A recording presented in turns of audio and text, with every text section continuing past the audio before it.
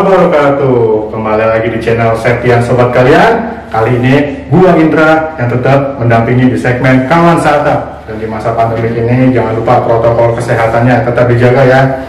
Oke kawan, kali ini gua berada di daerah Cimanggis. Tepatnya di kontrakan pemiliknya namanya Pak Bejo. Tuh, nah sekarang ada apa nih di kontrakan Pak Bejo? Kita langsung aja lihat yuk ke dalamnya bagaimana bentuknya dan bagaimana denanya. Oke kawan, cus, swing. Oke kawan, balik lagi bersama gue Indra. Dan kali ini gue udah tepat berdiri di depan kontrakan milik Pak Bejo. Ini kawan, nah kebetulan kontrakan ini sebenarnya ada dua. Cuman yang sebelah ini udah diisi, tapi kebetulan penghuninya sedang bekerja, jadi rumahnya dikunci. Dan kebetulan juga ini yang sak kosong, makanya ini yang kita review. Oke kawan, langsung aja. Jadi untuk review pertama, gue sudah berada di teras depan rumahnya. Nah inilah kondisi terasnya.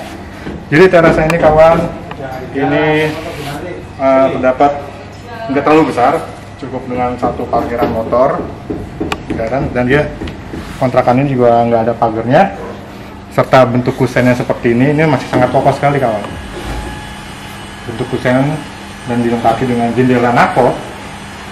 Jendela napo kebetulan ini masih agak sedikit debu, belum sempat dibersihkan. Dan tulisan kontrakannya itu masih ada. Oke, kontrakan ini mempunyai daya listrik 900 watt, tapi berupa token listrik. Ini kawan bisa cek sini, listrikannya seperti ini. Nah, dan untuk atasnya dia memakai kanopi, tapi nggak terlalu panjang juga dan terlalu lebar. Mungkin panjangnya sampai 2 pintu ke sana dan memiliki kerangka baja ringan. Ini sih cukup adem juga, karena posisi depan kontrakan sendiri mungkin kawan bisa lihat, kamera bisa madep sana, ada sedikit perkebunan warga, kebun warga. Nah lumayan kan? Nah jadi lumayan banget jika nanti kawan berminat untuk stay di sini atau ngontrak di sini. Itu tuh kalau buka pintu pemandangannya langsung kebun warga. Oke, cukup di depan seperti ini kondisinya. Yuk kita cek ke dalam. Mohon kawan. Setelah kita tadi dari depan, tepatnya teras, bagian teras ya. Sekarang gue udah mulai ke dalam, tepatnya ada di ruang kedua ya. Kalau menurut gue sini, gue membahasakannya ruang kedua gitu, setelah dari depan.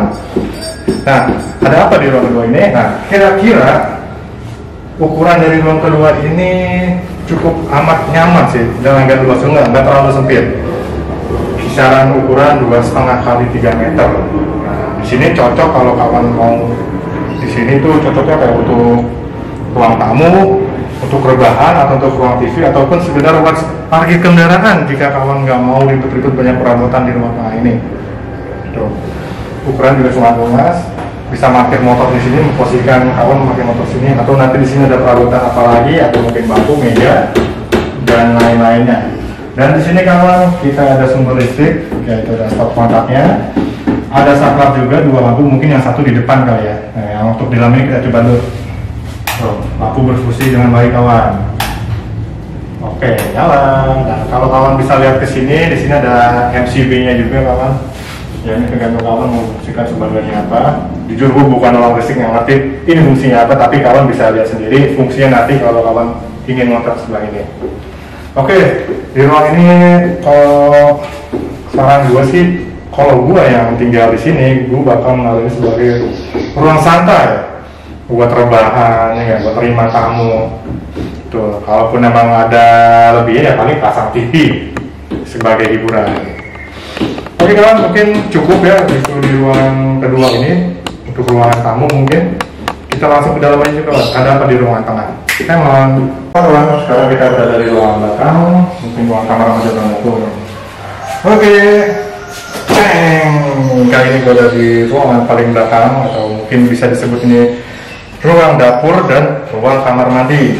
Kita review satu-satu. Yang pertama kita cek ruang sebelah sini.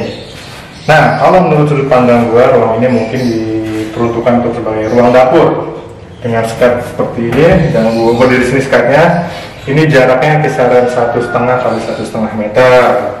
Nah, di sini kawan sudah disediakan papan berpaku, mungkin memang sudah difungsikan untuk naruh panci, penggorengan, ataupun alat masak lainnya.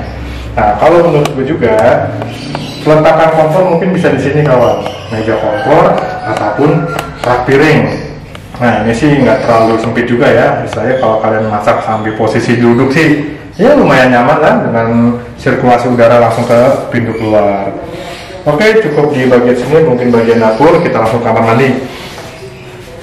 Oke kawan, sedikit penjelasan untuk di kamar mandi ini, mungkin nggak terlalu luas juga ya, dan nggak ada pintunya ya, mungkin kawan bisa mengimprove memasang hordeng sebagai pengganti pintu.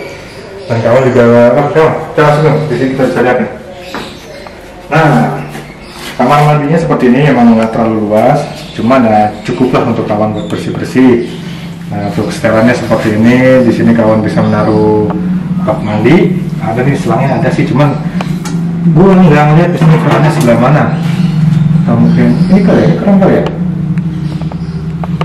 Saya coba dulu kawan. Oh benar, jadi sumber airnya sebelah sini kawan. Cuma nggak keluar, masih ngisi. Oke, nggak apa-apa lah ya. Mungkin masih kosong kerannya, tapi gue yakin di sini sumber airnya bagus, juga airnya jernih. Dan untuk toiletnya toilet jongkok, ya lumayan bersih sih, nanti kita bisa bersihkan lagi kondisinya. Dan untuk ini sebenarnya bukan pintu keluar ya, sebenarnya mungkin dulunya difungsikannya sebagai pintu keluar, cuma karena ada alasan tertentu makanya ini ditutup di permanen, jadi kita nggak bisa akses ke belakang. Oke kawan, cukup sampai di sini untuk review bagian belakang di kamar mandi dan kamar dapur. Mungkin saya bisa mengulas lebih dan bagaimana maksudnya bagaimana caranya kawan bisa sampai di sini, nanti gue jelasin di akhirnya. Oke, kelewatan. Oke kawan, setelah tadi kita udah ngulas ke dalam dan apa aja ada, kita sudah review semuanya dari ruang teras, ruang dalam, ruang tengah, bahkan paling dalamnya lagi itu ruang dapur dan kamar mandi. Oke kawan, sedikit gue ulas. Jadi di sini tuh keuntungan apa aja yang kawan dapetin jika kawan kontrak di sini. Yang pertama udah listriknya, tadi kita udah bahas ya, listrik dengan daya 900 watt, serta juga fasilitas air yang tadi gue cek sih memang sebenarnya air itu banyak, cuma mungkin torannya lagi kosong, tapi jernih, tenang aja kawan, itu airnya jernih sekali. Nah kemudian jika kawan mengontrak di sini, ada fasilitas umum tertentu kawan dekat dari sini. Yang pertama yaitu rumah sakit. Kalau kawan tinggal di sini, kawan bisa mengakses rumah sakit itu nggak terlalu jauh dari sini, yaitu rumah sakit Sentra Medika Cisalak. Kemudian di sini juga ada bidan kawan, namanya Bidan Juju dan Dokter Heri. Itu jarak tempuh kisaran 50 sampai 100 meter. Kemudian kawan, jika kawan hobi mancing, nah kawan jangan khawatir. Dari pintu keluar ini, kawan nengok sebelah kiri, itu kalau menurut ke sana itu ada danau kawan, namanya Danau Situ Rawa Kalong. Jadi danau yang tempat umum ya kawan. Jadi banyak sih pemancing-pemancing yang mancing di sana. Jadi kalau kawan jenuh, pulang kerja capek atau mungkin stres dengan rutinitas, kawan bisa melepaskan lelah atau stres, langsung aja mancing ke sana. Oke kawan, nah jika kawan ingin berminat, kawan bisa langsung aja datang di alamat Jalan Babakan Rawa Kalong, RT 4 RW 8, nomor 77, Kelurahan Curug, Kecamatan Cimanggis, Depok. Nah, untuk rate harganya per bulan ini dikenakan Rp500.000 per bulannya. Nanti kawan bisa menghubungi si pemilik kontrakan, namanya Pak Bejo, nanti ada di deskripsi kawan. Kita cantumin semuanya, nomor teleponnya juga, dan akses terdekatnya juga apa yang kawan dapat dari sekitar sini. Oke kawan? Yes! Akhirnya sampai di sini review kita kali ini. Jangan lupa tetap subscribe, like, comment, and share agar kita tetap bersemangat, lebih semangat lagi memberikan informasi yang akurat tentang rumah yang dikontrakan atau rumah yang dijual. Oke kawan, jangan lupa tetap jaga kesehatan, tetap jaga protokol kesehatan. Akhir kata, assalamualaikum warahmatullahi wabarakatuh.